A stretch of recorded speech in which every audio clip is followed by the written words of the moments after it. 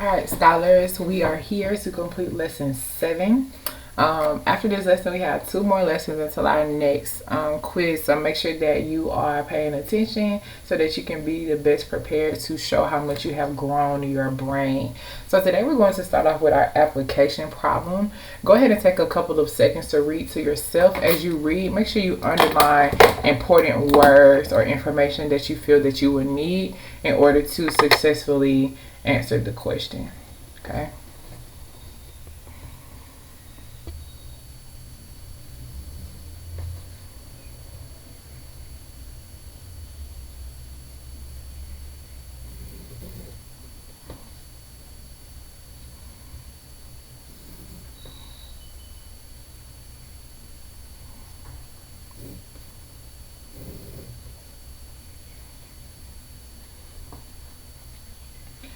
Okay. Robert ate half the applesauce in a container, and to help me, I am going to draw pictures as I go. Okay, just so I can make sure that I'm understanding exactly what I'm reading.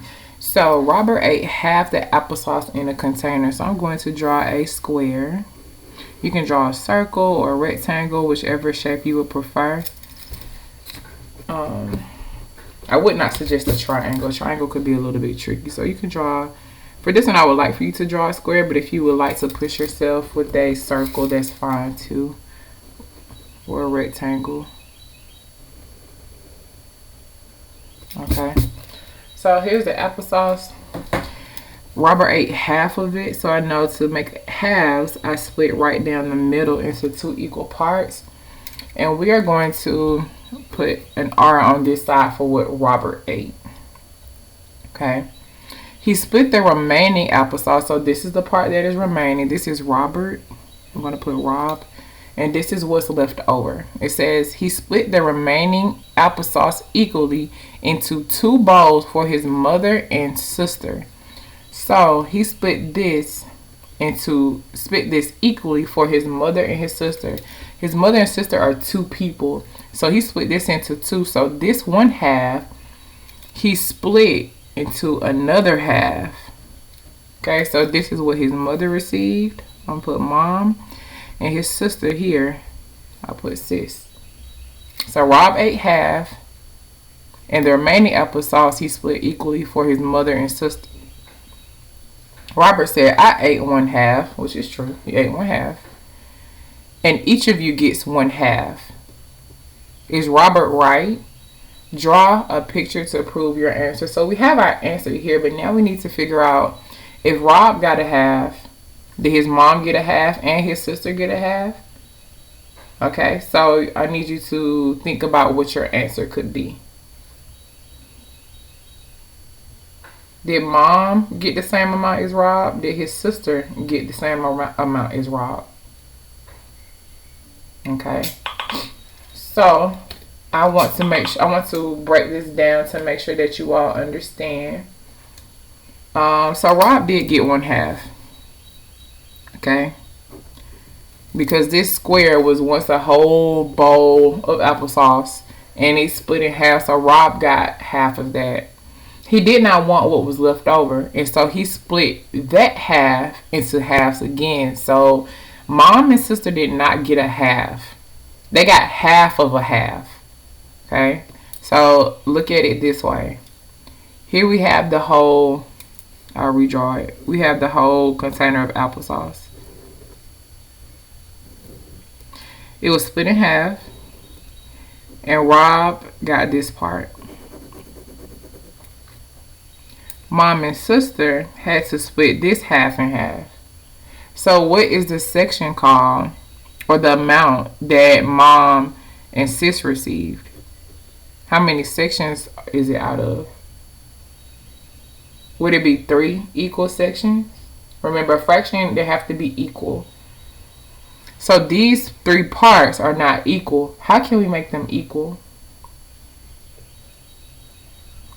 We can draw here, draw a line here. Now we have what? 1, 2, 3, 4. We have fourths. So let's redraw this square into fourths.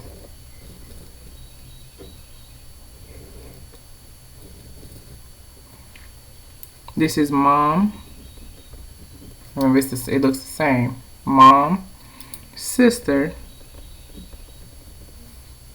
and then Rob got both of these parts. Okay, this is still like this shaded hole over here. Okay, we just partitioned it into 4 equal parts so that we can put it in fraction form, because we could not take these 3 sections, 1, 2, 3, and say, oh, well, they just got 1/3 because these sections are not equal. But now that we have split them equally, now we know we can put it in fraction form and tell how much each person got. So for the extension, it says, what fraction of the applesauce did his mother get? She got 1 out of how many parts? His mother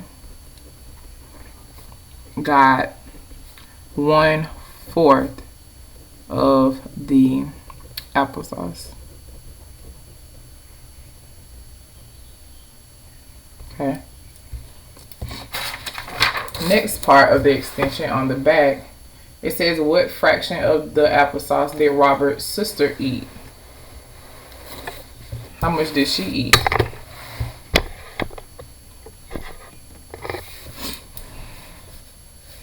Robert's sister ate 1/4 of the applesauce. And I am going to ask you, scholar, what fraction of the applesauce did Robert eat? Going back to our original picture, or our last picture, how many fourths did Robert have? He had 2/4. And we know that 2 is half of 4. So that equals 1/2. Okay? Just like here, out of the 4 squares, Robert ate 2.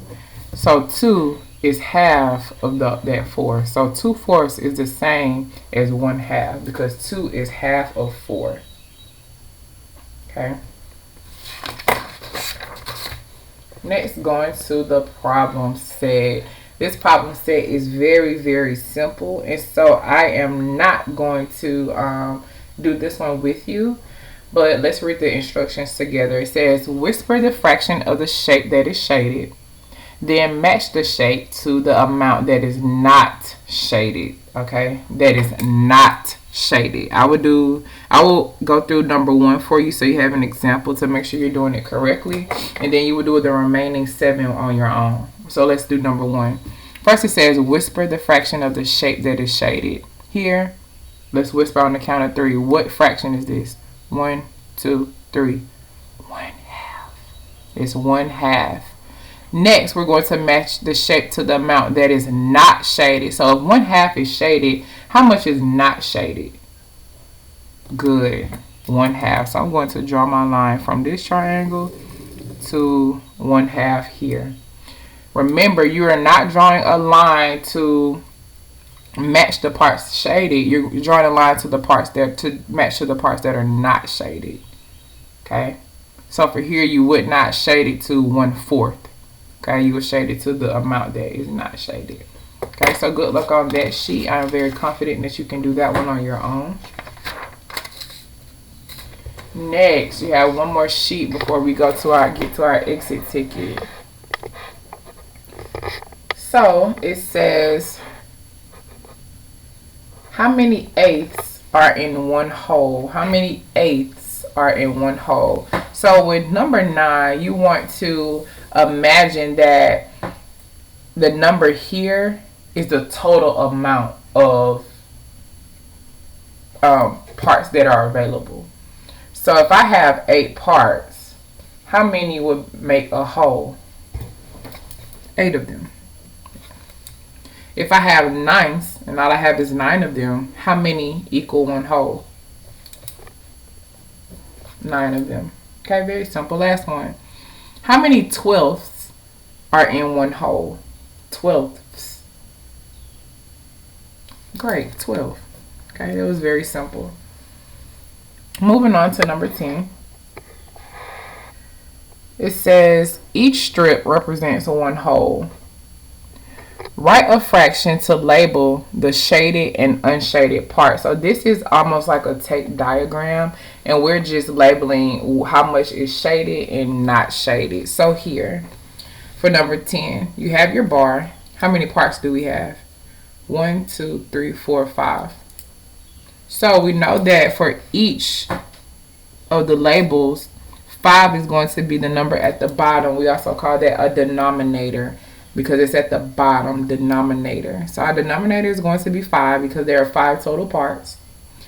And now we have to figure out what the numerator is, which is the number at the top. So the denominator is the total number of parts that there are. There are 1, 2, 3, 4, 5 parts. So I have a 5 at the bottom.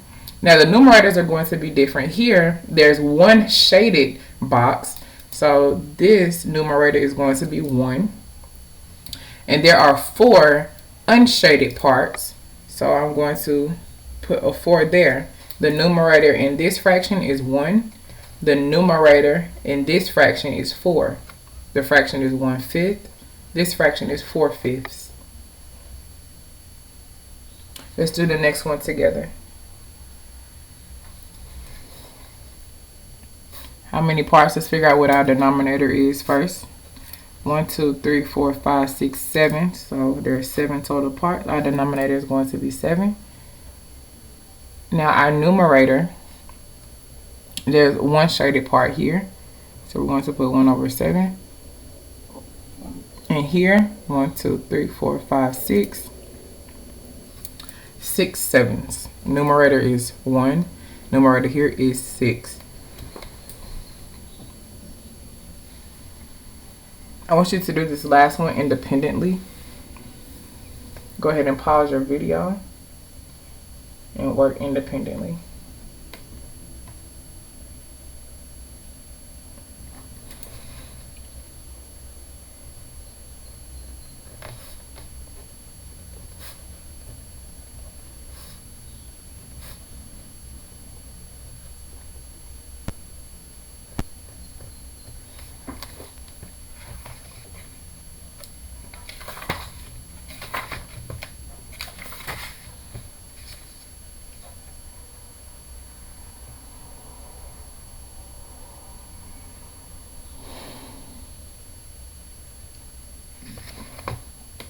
All right, here we are. You should have here 1 over 11 and here 10 over 11.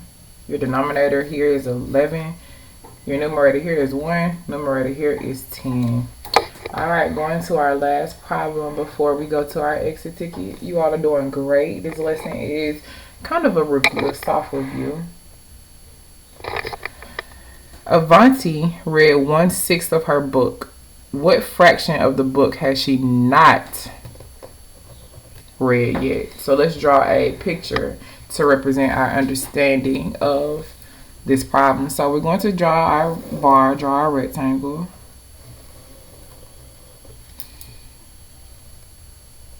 Okay, and how many sections do we need? It says she read 1/6 of her book. Good, we need 6 sections. This breathing line is a little bit crooked. So how many lines do I need to draw? There are 6s or 6 sections. How many lines do I need? Good, I need 5 lines.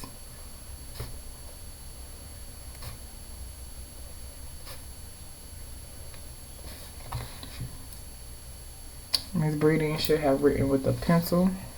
So I'm going to have to scratch that one out. You always use a pencil.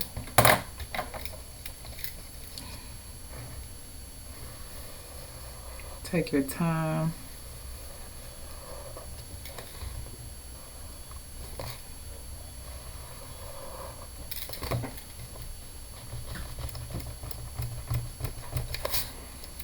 Okay. So now I'm going to redraw my 5 lines to make my 6 parts.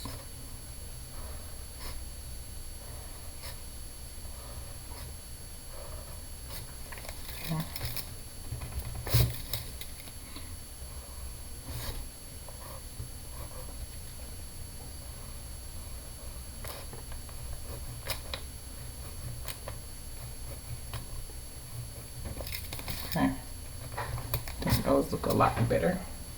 So now it says she read 1/6 of her book. Let's go ahead and label each part. What fraction will we put in each part of this rectangle?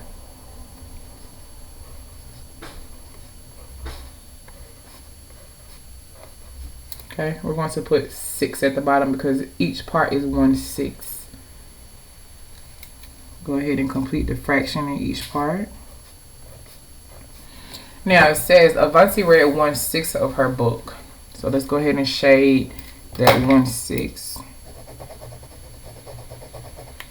What fraction of the book has she not read yet? So now we have to count how many 6 she has left to determine what fraction of the book she has not read. So there are 1, 2, 3, 4, 5 sections left. So how many 6 are those? 5, 6. So go ahead and write a complete sentence. Avanti has not read 5, 6 of her book. Okay. All right. Now moving on to our exit ticket. Okay, remember you complete this independently. It says write the fraction that is not, that's a key word, it should be circled or underlined, not shaded. It says there are blank 6 in what hole? In one hole. There are blank 6 in one hole. How many 6 will be in one hole? Okay. It's very similar to what we did here for number 9. How many 8s are in one hole? Okay, so it's just asking there are blank 6 in one hole. Next, the fraction strip is one hole. Write fractions to label the shaded and unshaded parts. Remember here your denominator is the same. Your numerator, which is the number at the top, is different. Number 4, you have a word problem. It says Justin mows part of his lawn. Then his lawnmower runs out of gas. He has not mowed 9/10 of the lawn. What part of the lawn is mowed? Okay, so this is very similar to Avanti reading her 1/6 of her book. Make sure that you draw a picture. When you start using, when we start getting deeper into fractions, you'll have a lot more word problems. And as you continue to read different fractions, it can become a little bit confusing. So go ahead and get in the habit of drawing out your picture so you know exactly how a fraction got from one amount to another.